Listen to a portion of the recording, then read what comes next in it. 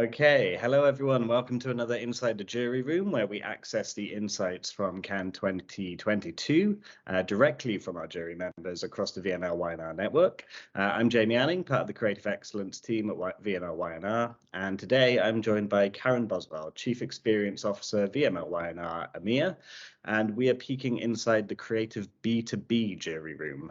So first off, thanks for joining us, Karen. My pleasure, as always. Marvellous.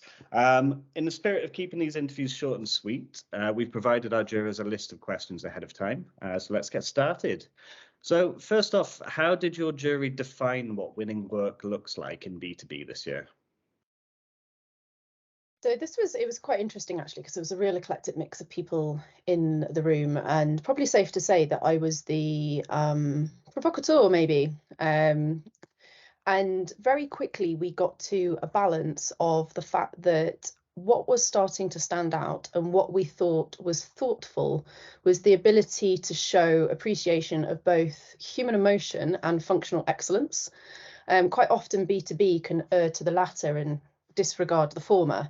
But we found that the work we were gravitating towards really had that understanding around businesses, executives and workforces aren't just an entity, but are people that actually make an organisation run. So why should B2B be lackluster? Why should it be dry? Why should it only be about the product? The idea of, getting information about a demo into the hands of your next possible partner simply isn't enough. Just as we talk with, customers, getting a product into their hands is just not enough. So really the work that shone through was that human consideration in harmony with the business goals. Great. So with that in mind, what type of trends were you identifying in the work this year? Businesses that were creative in inspiring and connecting with other businesses kind of excited us with the potential to not just model, but actually drive behavioural change. So a lot of the front runners tackled problems head on, but showed that there was a marriage between their offering and the business that they were going to from the boardroom down, and found the connection in the approach. And so like the ability to sort of close the loop on that sort of positive disruption, so to speak. I've already touched on the human element of it, but that was definitely something very gravitational. I think there's a big movement from, cold mass, unpersonal B2B approach to tailored, personalized, we know the recipient of this piece of information or this experience. And to the experience point, actually, just this idea that we're not operating in silos anymore. So, then we're not necessarily talking to a CEO sat in a boardroom behind a computer at a static desk.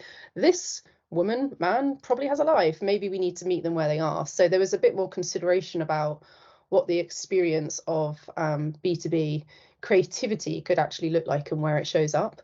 And that kind of forum for experience showed up in things like showrooms, expos, making them more inclusive, interactive, more considerate, more community driven, right down to, mailers being a bit considerate. So it was kind of like the whole sort of big scale down to the very, very simple things. Now, obviously, this was the first year for B2B at Cannes Lions this year. What did you wish that you saw more of? And on the contrary, what are you hoping to see less of as the line progresses next year? The level of craft overall was pretty low. It felt very ill-considered. It was like it was the bottom of the barrel of ideas or budget. And there was a lack of distinct brand building in several categories. A lot of the entries felt that they lacked consideration from beginning to end. Actually, it was just we found ourselves kind of going, what are we looking at? So what? And because they lacked the consideration or the insight or the so what, there was not much conviction in why that idea or why that piece of communication was adding anything or what the direction of travel for it was. And then on the other side, there was a lot of complex stuff that just lacked the sort of unique hinge point or the aha moment. And we had a lot of discussion around, just because businesses can be complex doesn't mean that the creative idea needs to be. And actually this idea of simplicity and authenticity in delivering a really clear why us, why this message proved to be quite key to cutting through the sort of sea of same, as I would call it. And so I'd like to see a lot less of all of that. One thing that we kind of have to probably call out is that I honestly felt like I'd gone back about 10 years in my career at one point, because it was like, and we made it into VR. And it's like, really? We're back there? VR thingies, just because, all right, lockdown happened. Okay, people can't travel as much, but come on, like, why? So there was a lot of those. And interestingly, that was a discussion that happened because I think maybe one or two made it through to the stuff we were actually judging in the room. Everybody was like, oh gosh, did we even make it through the case? So yeah, please, no more of that. The decade for VR thingies was, a while back. Excellent. So with all that in mind, what stood out for you for the eventual Grand Prix winner? So the eventual Grand Prix winner was Speaking in Colour by Wonderman Thompson. If you can just tell us a little bit about why that came through in the end. I'd be remiss not to start with using the word beauty. Like, there was beauty in the craft. There was beauty in the experience, in the thought, in the insight, in the engagement, in the data, in the outputs. Colour, it obviously is a gift, and like you have a world of colour to play with. But what I personally loved about it, and I went through the experience several times, is like, this is something I want in my life. And I'd actually just finished redecorating my house, so I was like, I don't need it right now, but I want it. And it was like, it sort of inspired me to kind of go, maybe I need to paint my room again. And it was just this idea that you are, so the concept essentially is taking different colours and using human language to interface to create bespoke palettes for people that are looking to decorate. Now, it was a business to business proposition, helping painters and contractors look at schemes and colours, but you can see how that can translate into everybody's lives. That can be something that is a universal experience that can live and breathe everywhere. More pertinently was the data behind it. So they're collecting this incredible global data set of how people describe and interact and use colour. Now that's insane. That's such a beautiful thing to have and make available to the world. So I think we tried to pick fault in it and couldn't. Like, it was just one of those where it had form, it had function, it had craft, it had insight, and it was just delivered beautifully. Great.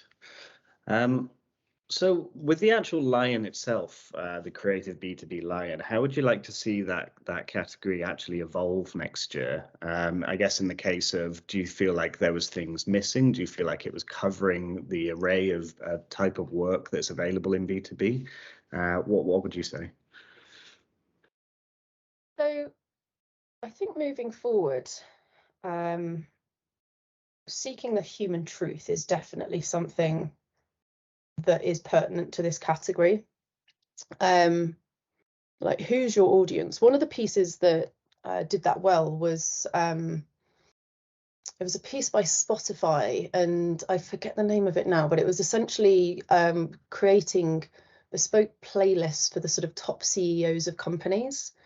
And it really sort of, they did their research, they knew who they were talking to, the experience was tailored to who those people were, but the idea was very true to Spotify's offering. And there were a few pieces like that came through.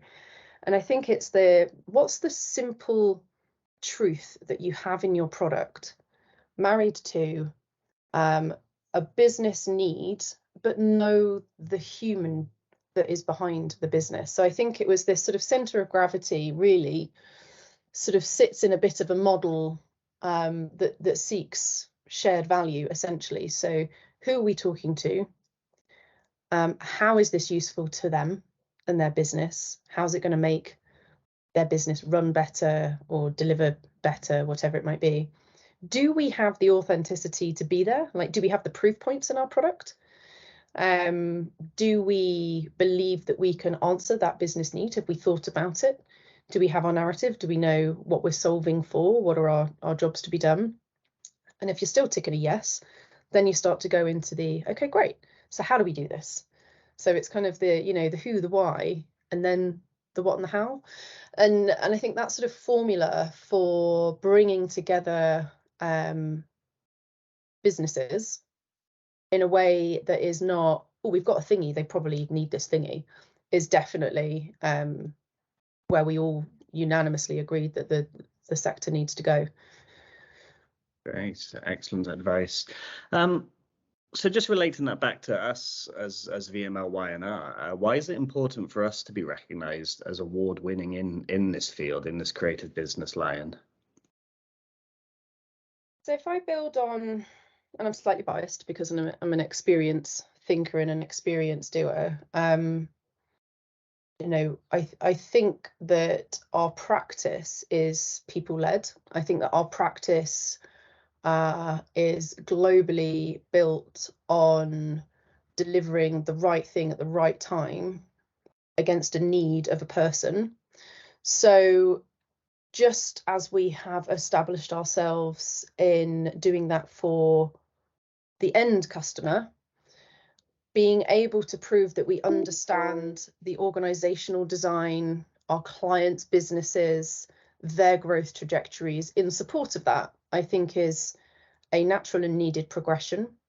I see it bubbling up in conversation every day, like more and more we are delivering for customer care, customer experience, and that is often the end user.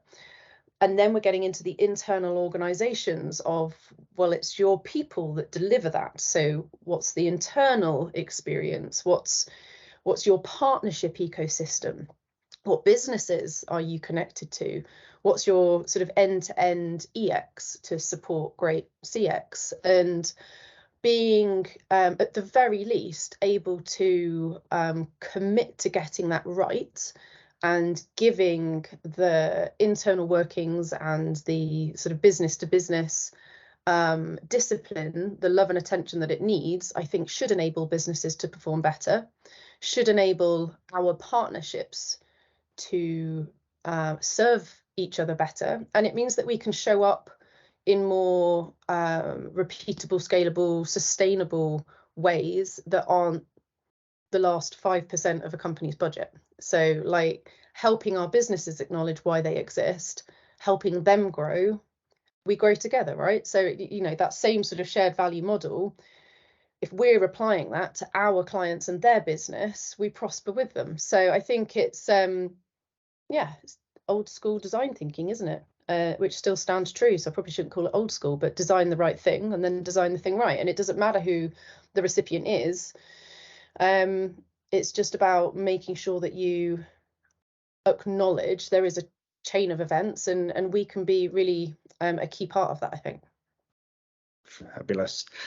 And then finally, obviously, being in the jury room is quite a privilege to begin with. Not many people get the opportunity to sit on these things. From your experience in the jury room, do you have any tips or tricks that you could pass on to our people for future success?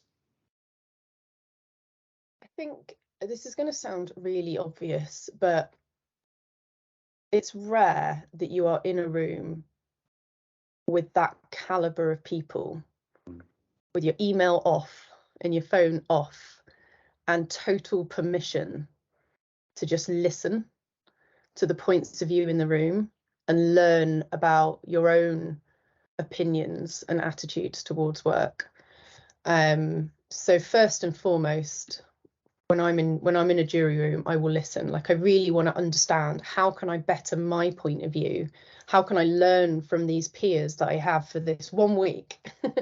And what can do really well is cast cognitive diversity. So you will have people that will not agree with you, and that is a good thing because it makes you challenge your own thought process. I've been lucky enough to judge a few times, and I've always left mind blown with how much I've learned just in that week.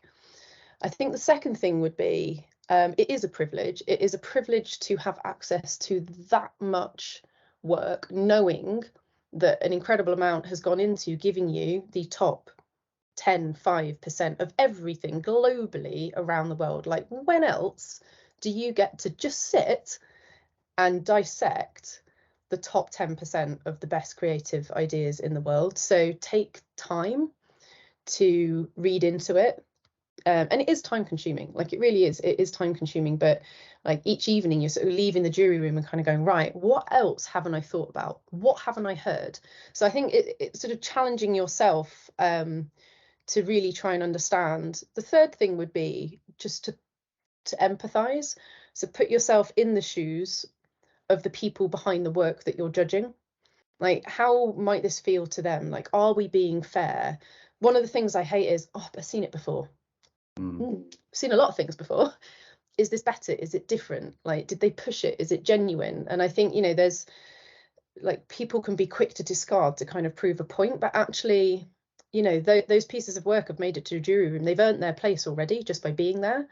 So I think giving it the trust and respect that it has to have made it that far, and just really kind of just hopeful for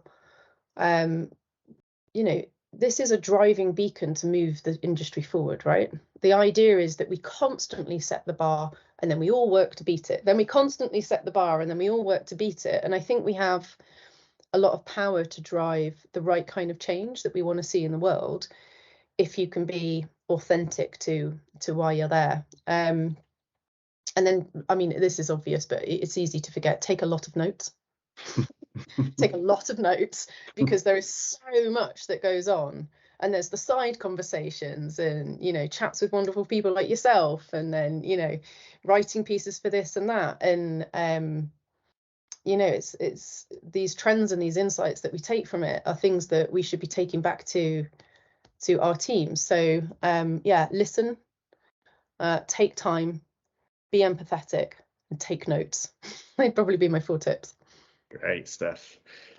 Excellent. Well, thank you so much for your time today, Karen. Obviously, thanks for representing VMLY&R network at Cannes, and thanks to everyone who's tuning in. So please be sure to check out all our Insight interviews on our Creative Excellence YouTube channel. And thank you very much. Until next time. Thanks, Jamie.